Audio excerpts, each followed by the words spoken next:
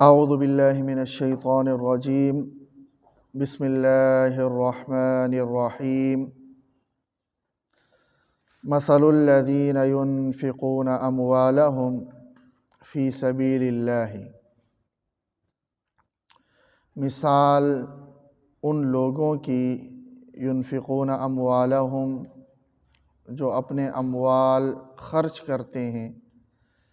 فی سبیل اللہ، اللہ کے راستے میں۔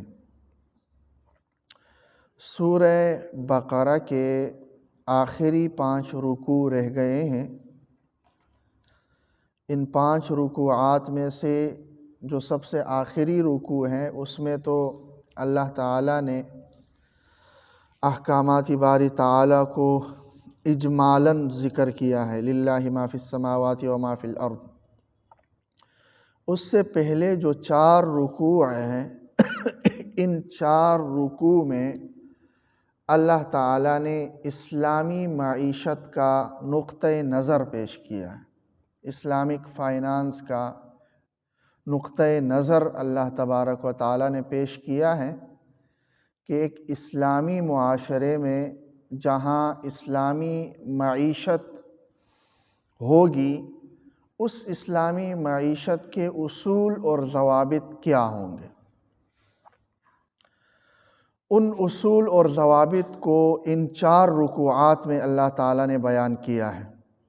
اور آخر رکوع میں پھر اجمالی طور پر احکامات جو ایمان سے عقائد سے متعلق ہے وہ، لیکن ان 4 رکوعات میں اللہ تعالیٰ نے اسلامی معیشت کو بیان کیا، جس کا خلاصہ یہ ہے کہ اسلامی معیشت کا دار و مدار 2 اصول پر ہے۔ پہلا اصول یہ ہے کہ ایک مسلمان اپنی ضرورت سے زائد مال کو اللہ کی رضا کے لیے اور اللہ کی رضا کے کاموں میں خرچ کرے گا۔ اسلامی معیشت کا ایک اصول یہ ہے کہ اپنی ضروریات کو چھوڑ کر اپنی ضرورت سے زائد مال وہ اللہ کے راستے میں خرچ کرے گا۔ ایک اصول تو یہ ہے۔ دوسرا اصول یہ ہے کہ وہ سودی لین دین سے مکمل اجتناب برتے گا۔ سودی لین دین کو اللہ تعالیٰ نے 2 رکوعات میں ذکر کیا، اور اپنی ضرورت سے زائد مال کو خرچ کرنا ان کو 2 رکوع میں ذکر کیا، یہ 4 رکوعات۔ یہ اسلامی معیشت کا نقطۂ نظر ہے۔ اگر مسلمان اس نقطۂ نظر کو سمجھے تو پھر اس کے لیے معیشت سے متعلق اسلامی احکامات پر چلنا آسان ہو جائے گا۔ اگر اس کا نقطۂ نظر ہی الگ ہو، اس کے نقطۂ نظر ہی خود غرضی ہو، اس کا نقطۂ نظر ہی قومی مفاد ہو، ذاتی مفاد ہو یا قومی مفاد ہو،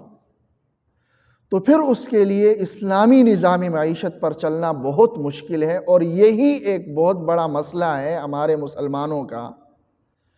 جو یہ ان کے لیے ایک انہونی سی بات ہوتی ہے کہ جب ان کو کہا جائے کہ بھئی ہاں یہ قرض حسنہ ہے اور اس پر آپ نے پروفٹ نہیں لینا ہے، اور یہ ہے کہ اس طرح سے آپ نے سودی لین دین نہیں کرنا، ان کے لیے یہ ایک ناقابل عمل بات ہوتی ہے۔ اس کی وجہ یہ ہے کہ ان کو سرمایہ داران نظام کے اندر وہ جکڑے ہوئے ہیں، یا تو وہ ذاتی مفاد ان کے سامنے ہوتا ہے یا قومی مفاد ہوتا ہے۔ قومی بنیاد پر اگر وہ پالیسی بناتے ہیں، ملکی سطح پر اگر وہ معاشی پالیسی بناتے ہیں تو قومی مفاد وہاں پر ہوتا ہے جو ان کے سامنے ایک رکاوٹ بن جاتا ہے اسلامی معیشت کو اپنانے کے لیے، یا ذاتی مفاد ہوتا ہے جو ان کے سامنے رکاوٹ بن جاتا ہے کہ وہ صرف ایک اخلاقی فائدہ حاصل کرنے کے لیے اپنا مال کیوں خرچ کرے۔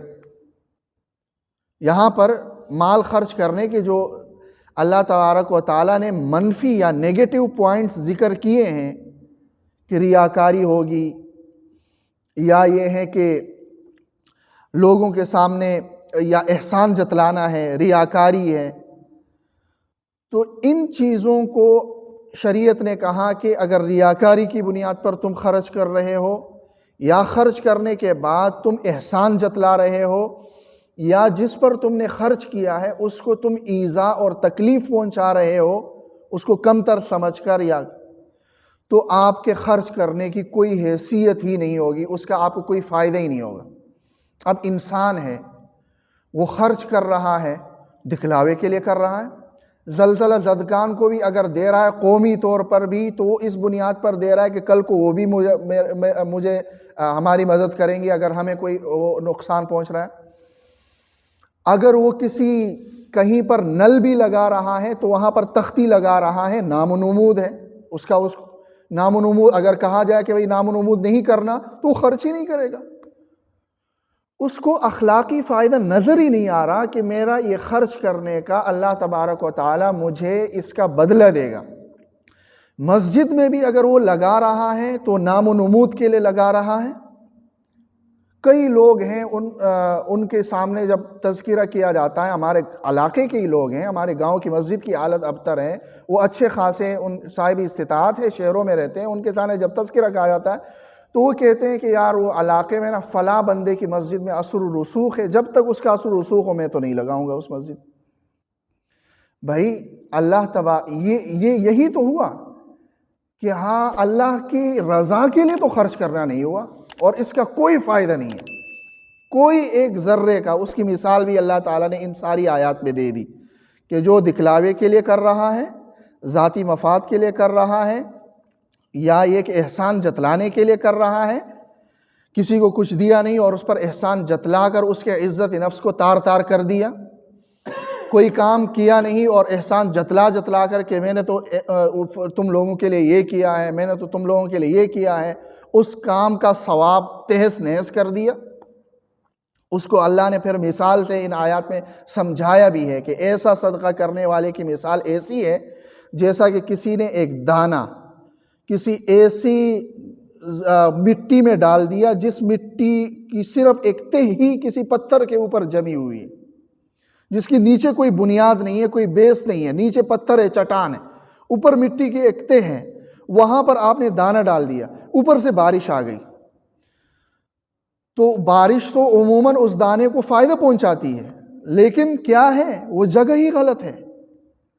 آپ نے جو صدقہ کیا ہے اس کی مثال اللہ نے دی، تو جیسے وہ بارش آتی ہے تو مٹی کی جو تہ جمی ہوئی ہے اس کو صاف کر دیتی ہے اور نیچے چٹان رہ جاتی ہے، اس دانے کو کوئی فائدہ ہی نہیں پہنچاتی۔ اسی طرح جو انسان صدقہ کرتا ہے لیکن دکھلاوے کے لیے کرتا ہے، صدقہ کرتا ہے اس کے بعد احسان جتلاتا ہے، صدقہ کرتا ہے جس پر صدقہ کیا ہے اس کو تکلیف اور ایذا پہنچاتا ہے،